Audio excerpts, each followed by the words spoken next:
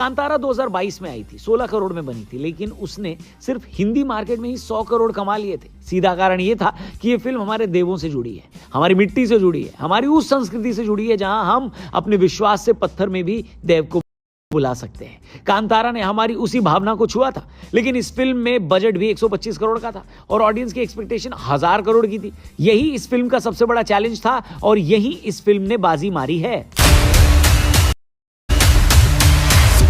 Film की कहानी एक राजा के साम्राज्य कांतारा के जंगलों में रहने वाले लोगों और आदिवासियों के बीच की कहानी है, जहां प्रभु के मधुबन के लिए राजा और आदिवासी दोनों ही लगे। राजा का एक इतिहास है जिसके कारण वो अब जंगल में नहीं जा सकता। कांतारा वालों पर राजा का नियम है कि वो कभी राजा के दरबार में नहीं आ सकते और न ही उसके साम्राज्य की किसी भी चीज या इंसान को छू सकते हैं। इसी बीच बर्मे यानी ऋषभ शेट्टी हैं, जिनको वो बंदरगाह लेना है जहां से व्यापार होता है।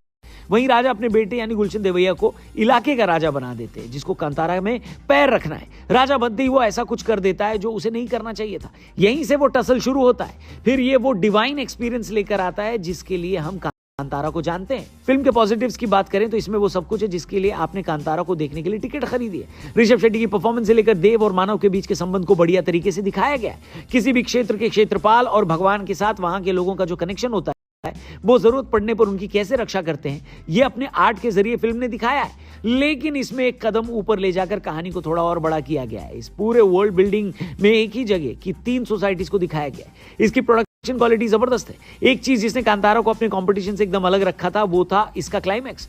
आखिर के वो 20 मिनट इतने भारी थे जिसने पहले के 2 घंटों की कमियों को भुला दिया था। लेकिन चाहे इस फिल्म का फर्स्ट हाफ हो या सेकेंड हाफ या इसके एंटी क्लाइमैक्स, सब कुछ पहले से ज्यादा बेहतर और बढ़िया है। फिल्म के अंदर म्यूजिक से लेकर एक्शन सेट पीसेस भी लाजवाब है। कई सारे डायलॉग्स, जैसे राजकुमारी कनकवती यानी रुक्मिणी वसंत से ऋषभ शेट्टी का एक डायलॉग है कि जगह आपकी नहीं सिर्फ राज आपका है, या जंगल में ऋषभ शेट्टी के साथ वो वाला डायलॉग जहां कनकवती बोलती है कि ये आप बोल रहे हैं या आपके देव। याद करिए, ठीक ऐसा ही डायलॉग 2022 वाली कांतारा में भी था। जिन मोमेंट्स पर ये डायलॉग आते हैं वो काफी इंपैक्टफुल है। अगर हम चाह लें तो शिव का हर भक्त अपने आप में शिव का गण है। ये सारे डायलॉग्स देखने में बढ़िया लगेंगे। पहली फिल्म की तरह ही इसमें कॉमेडी का भी बहुत स्कोप था, क्योंकि कुछ कैरेक्टर डिजाइन ही वैसे थे।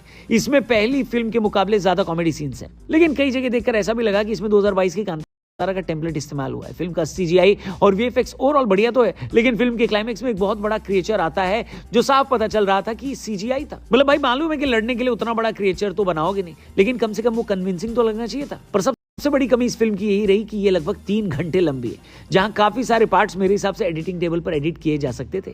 साथ ही ऋषभ शेट्टी का वो पोस्ट इंटरवल की लड़ाई, जहां हमको वो पहली वाली कांतारा जैसा इफेक्ट नहीं लगा। अब इसमें ऋषभ शेट्टी ने अपना 101% दिया तो है, कोई कमी नहीं, लेकिन जब हमने कांतारा में वो सीन देखा था तो हमारे लिए वो एकदम से आउट ऑफ द बॉक्स चीज थी। इसमें हमने पहले ही वो देखा हुआ है, इसलिए शायद ये सीन उतना इंपैक्ट नहीं डालेगी, लेकिन क्लाइमैक्स में एक ऐसी चीज जरूर है जिसने पूरे थिएटर से हाथ जुड़वा दिए। ऋषभ शेट्टी नो डाउट इस जनरेशन के सबसे बड़ी एक्टर्स में से एक हैं। किसी सीन के लिए पूरी तरह से कमिट कर जाना क्या होता है, ये उसका एक एग्जांपल है। उनकी मसल बिल्डिंग बहुत तगड़ी है, देसी बॉडी जहां 6 पैक्स एब्स नहीं है बल्कि हाथों का दम दिखाई देता है। ओवरऑल ये फिल्म आप देख सकते हैं। पूरी फिल्म के अंदर कुछ भी ऐसा सीन नहीं है जो आप अपने परिवार के साथ नहीं देख सकते। हाँ, एक छोटा सा सीन इस फिल्म में है जो जब आता है तब आप अपने बच्चे को चॉकलेट देकर थोड़ा बहला सकते हो और उसे समझा सकते हो कि बेटा अभी ये खा लो, अभी स्क्रीन पर मत देखना, ये सीन निकल जाएगा तब देखना है।